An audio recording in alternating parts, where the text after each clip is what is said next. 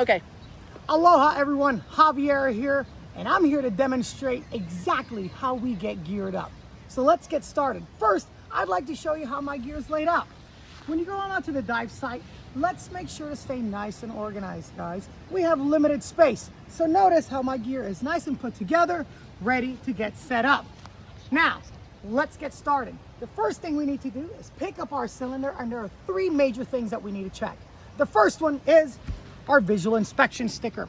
Now this sticker can look different. It can be located in different parts of the tank, but it'll say the same thing. The last month and year this tank was visually inspected. You can see that this tank was visually inspected July of 2019. These are annual visual inspection stickers. That means that they must be done every single year. This tank looks like it's good to go. Next, we're gonna take off our dust cover.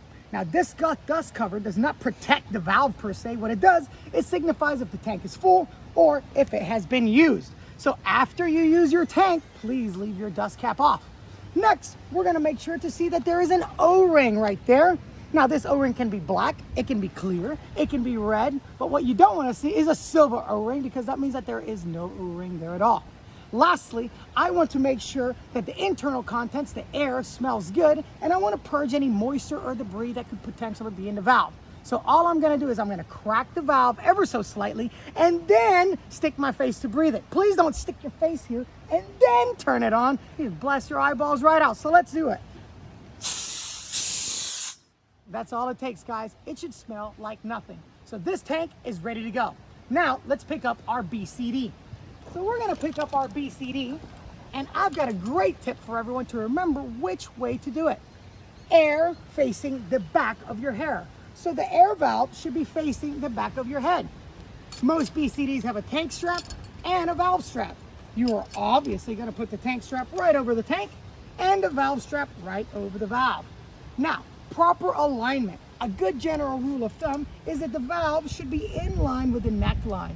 I personally like my hand's width from the top of the strap to the curvature of the tank. That just happens to fall for me nice and light. Now, I like to stand in front of my gear, ensure that it is nice and perfectly centered, and I like to put my knee on it. That way it won't slide. As you can tell, I've got a buckle system.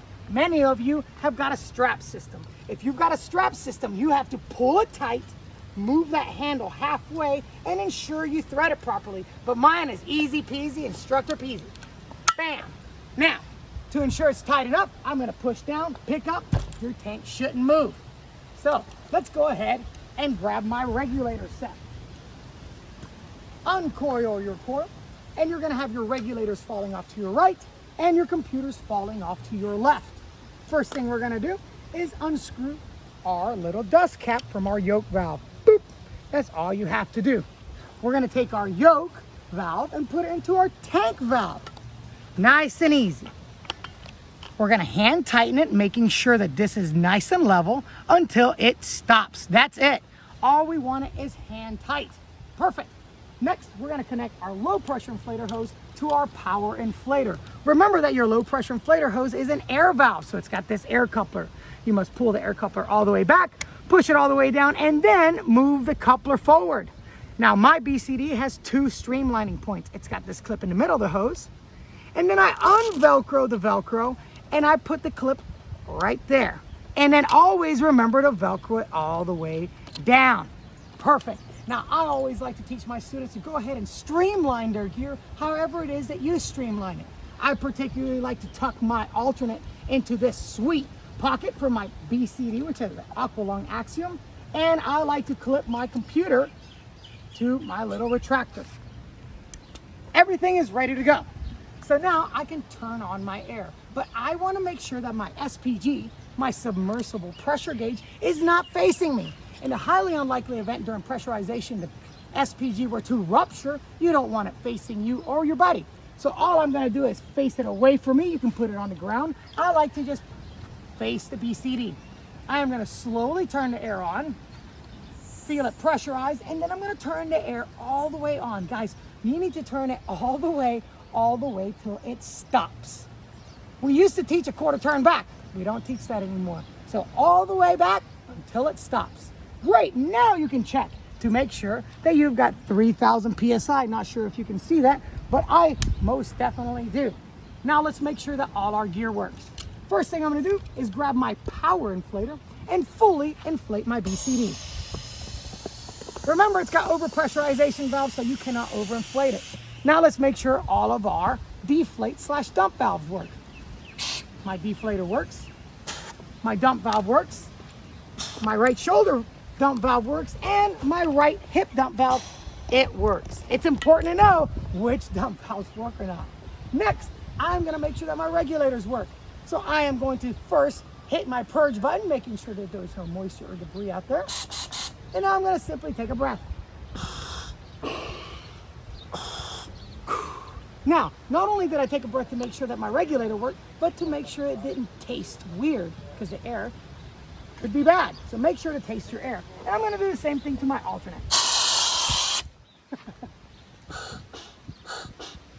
Easy peasy. All of my gear works. Now I can simply lay it down.